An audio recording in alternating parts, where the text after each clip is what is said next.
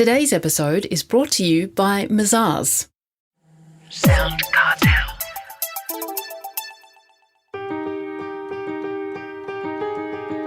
From SoundCartel, I'm Nicole Goodman, and this is Business Essentials Daily.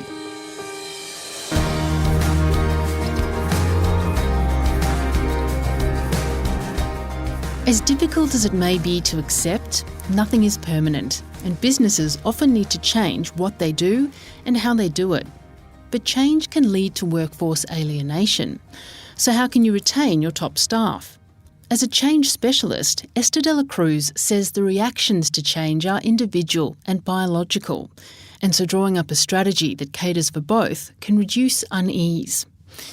She starts by describing for Jeff Waters the challenges businesses face in retaining staff during periods of change. Yeah, it's one of the biggest challenges I think most large-scale transformation programs face is that human beings experience change in various ways. And even though we see certain consequences being the same, it's very individual as to how a person responds when they go through change.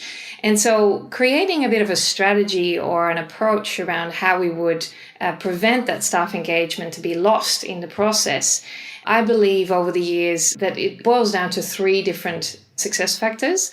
The first one being very transparent about your communication. Every person appreciates that, for example, with a restructure, not everything can be shared right up front and there's a right time and a right place for the right messaging. But the more open and transparent you can be about what you can and cannot share really helps then to create the second success factor, which is establishing trust. And hopefully the organization already has a really significant level of trust among staff and in relation to their leaders.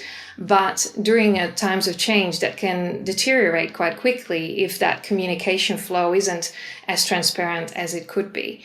And then the third element then that transparent communication and trust will drive is it will optimize teams working together and individuals working together.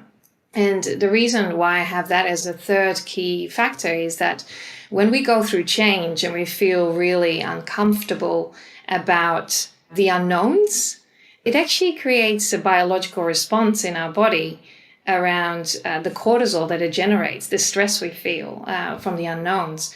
And cortisol is known to put us in a state of fight and flight or freeze. And therefore, that doesn't give us the ability to collaborate optimally. So we want to really create an environment as leaders that optimizes people to still be able to collaborate, to not have the amounts of stress and cortisol running through their systems to shut down, but really be open to what is happening next. Do you think that a company that's about to go through change needs to factor in the loss of some valued staff, or can that be avoided? That's a great question. I mean, absolutely what you read is people always feel like we just accept that when we go through a merger or when we go through a major organizational restructure or even IT system change, we accept that some people are not comfortable and will leave. But I've recently experienced that in an organization that approached very much the people-centric approach and really worked hard on that environment of transparent trust and teamwork. And they've actually they had very few people, less than 1%, leave after a major merger and an exponential growth of the organization over only a year, going from a small startup, 60 people, to 300. And so I actually beg to differ that I think it is possible to prevent people from leaving even during transformational change if you create the right environment in which people can thrive through change and feel empowered to be part of it. How do you mobilise staff to get them supporting the change?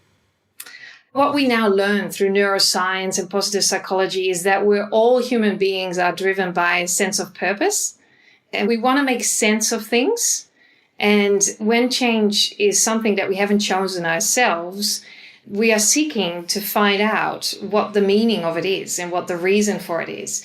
But very often, particularly in large corporates, we won't spend the time necessarily crafting our why. Why is it that we're doing this, and why is it that we're doing this right now? So why is this important for the greater good? If we do that, and when we do that, we find that we can get people to buy into that and see the purpose of why this change, even though it hurts maybe a little bit and feels really uncomfortable. There's a sense of buy-in, there's a sense of getting behind that greater purpose to achieve an outcome together. And you write that a key is to give staff a voice and to empower them to engage with change. What do you mean by that? Yeah, recently I started using the word dialogue a lot because, to the earlier point around how we have a biological response to stress, such as the unknowns that we face, it also means that we make up stories in our minds. And so when we make up stories in our minds about what the future might look like, so for example, in a restructure, some people might feel like, oh, I'm definitely going to lose my job. They're going to, give me the boot. And maybe that won't even eventuate. But because they're already fearful of that, they're making these stories up in their minds, and they will be not as productive. They will also impact their well-being. And so you want people to find a place of psychological safety where they can express those assumptions they're making in their mind and be able to have a conversation about it and say what is actually real and really happening versus what are the stories that I'm making up in my mind about what could happen. And so a dialogue around change is incredibly important, and creating a platform for conversation around change is very important to minimize that. You mentioned large corporates before, but for small businesses, do you think it's a harder or an easier process to maintain your staff during periods of change? Large corporates definitely have the challenge of having a lot of different styles of leadership coming together. And I know there is that tension between how to show up at work very professionally versus being yourself at work. And I've been in large corporates a lot, and I now work also with some smaller organizations. And I guess it is definitely easier to be more yourself when you're in a smaller organization where there's less of that, I don't know if you call it red tape, or kind of the expectation that you show up really professionally in some sort of different jacket, a uniform, so to speak. But I think there is a real push with a lot of different influencers, such as Simon Sinek and Brene Brown, where there is this push to get leaders to become comfortable with being themselves, even if they work in large corporates, so that they can inspire their staff to also bring their whole self to work.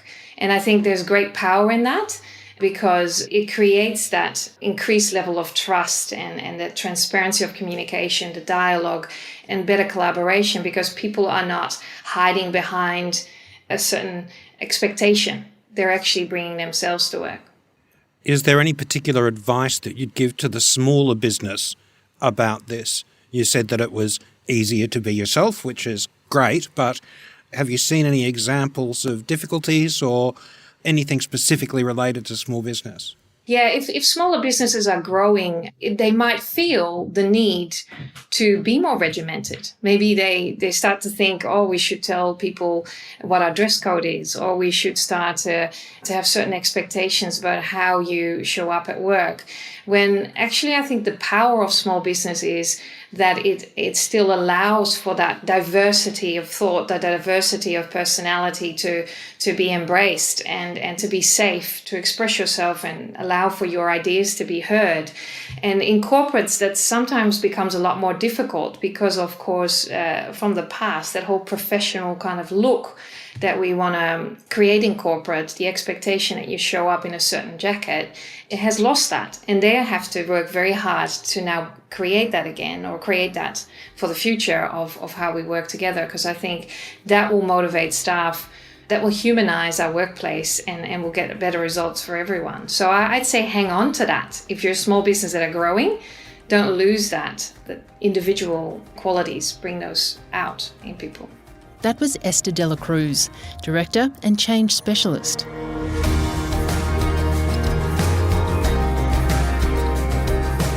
This episode of Business Essentials Daily is produced by the team at SoundCartel. Thanks for listening.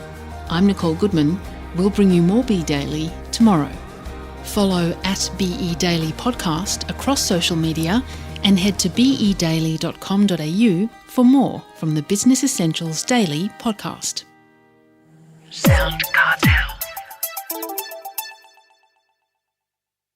This episode was brought to you by Mazars. To find out more, visit mazars.com.au.